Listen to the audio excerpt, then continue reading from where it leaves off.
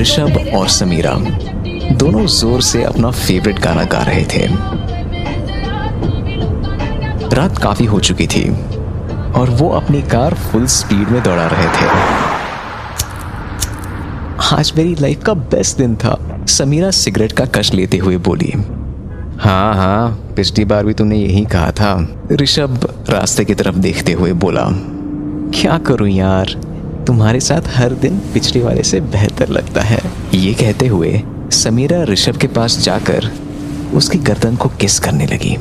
Rishabh steering wheel का ध्यान रखते हुए समीरा की तरफ मुड़ा और कान में धीरे से बोला, तुम कुछ ज्यादा ही शैतान हो, but I love it.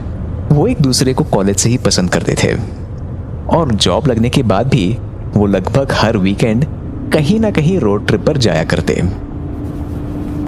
Samira अब धीरे धीरे ऋषभ की जीन्स का बटन खोलने लगी। ओ मैडम, पहले होटल तो पहुंचे।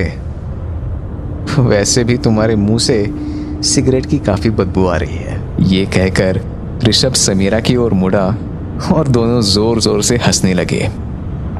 सामने देखते ही गाड़ी के रास्ते में एक बूढ़ी औरत नजर आई। ऋषभ ने पूरी ताकत लगाकर ब्रेक दबाया।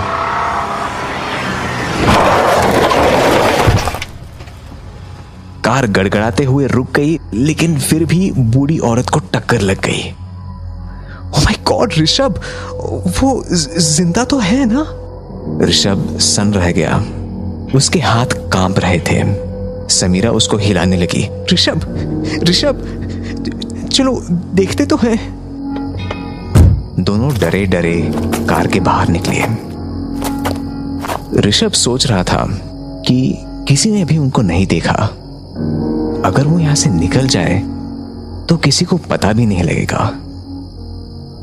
इससे पहले कि वो समीरा को कुछ कहता, वो बूढ़ी औरत उठने की कोशिश करने लगी।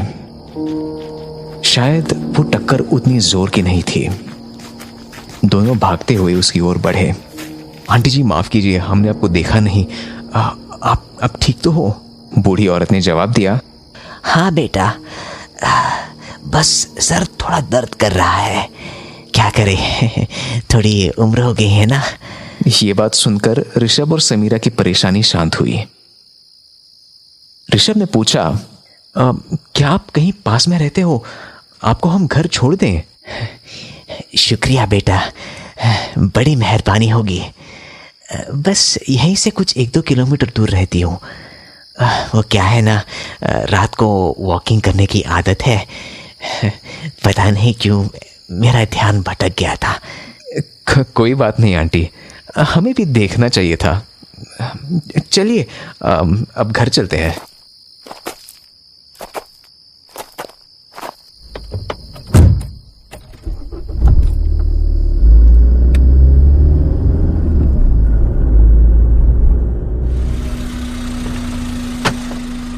आंटी के घर पहुंचते ही दोनों ऋषभ और समीरा घर की खूबसूरती देखकर स्तब्ध रह गए।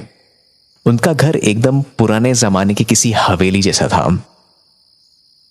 कार से उतरते हुए आंटी कहती है, अंदर आओ ना, अंकल तुम दोनों से मिलकर बहुत खुश होंगे।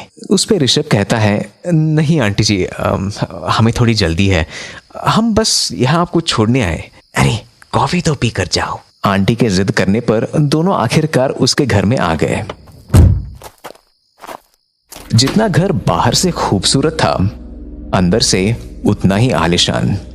यहाँ पर बस मैं और मेरे पति ही रहते हैं, और वो भी कुछ महीनों से बिस्तर पर बीमार पड़े हुए हैं। तुम दोनों बैठो, मैं भी कॉफी ले आती हूँ। ऋषभ और समीरा बस कमरे को देखते रह गए। दीवारों पर खूबसूरत पेंटिंग्स, किताबों से भरा बुकशेल्फ। इतनी वीरान जगह पर ऐसा घर देखकर उनको थोड़ा अजीब लगा। आंटी तब तक कॉफी लेकर वापस आई। ये लो बेटा, ये कुकीज भी मैंने घर पर ही बनाई है। मैं बस अंकल को ले आती हूँ। थैंक्स आंटी जी, समीरा ने कप उठाते हुए कहा। कॉफी बहुत अच्छी बनी थी। उसे पीने के बाद दोनों को थोड़ा आराम महसूस हुआ। समीरा ये भी सोचने लगी कि रात को वो यहां पर भी ठहर सकते हैं।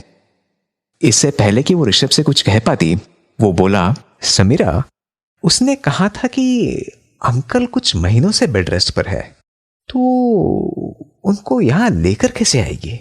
तभी अचानक सीढ़ियों के पास किसी चीज के गिरने की आवाज आई।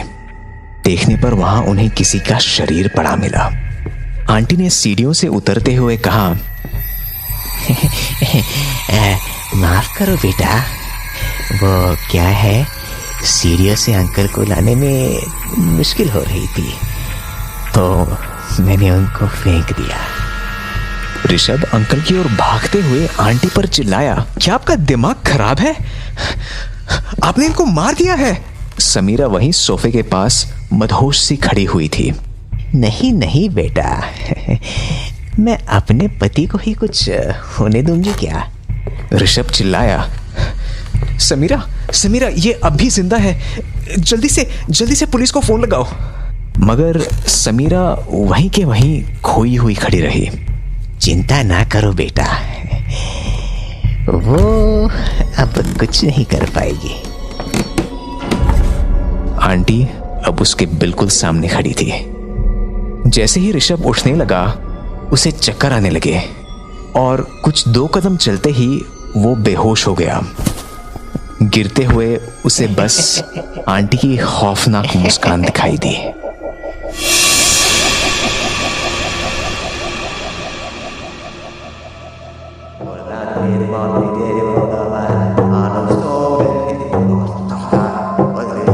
कुछ घंटों के मंत्र जाप के बाद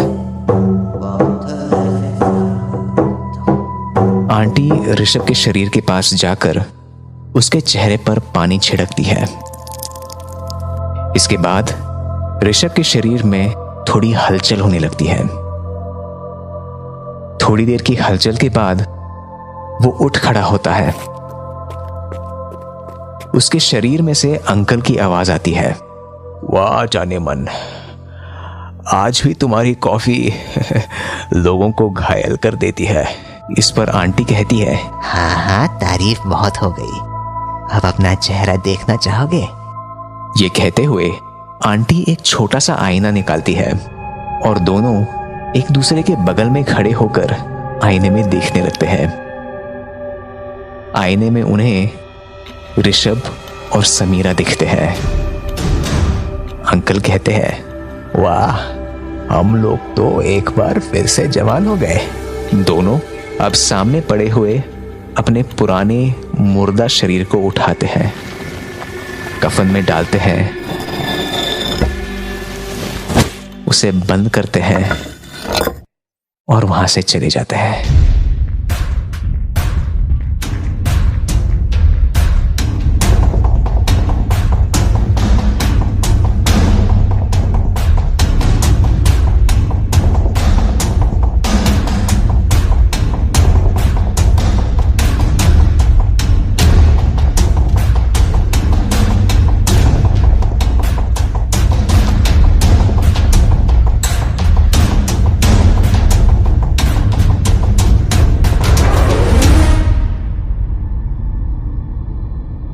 ऐसी ही कई और डरावनी कहानियां सुनने के लिए डाउनलोड कीजिए हेडफोन ऐप।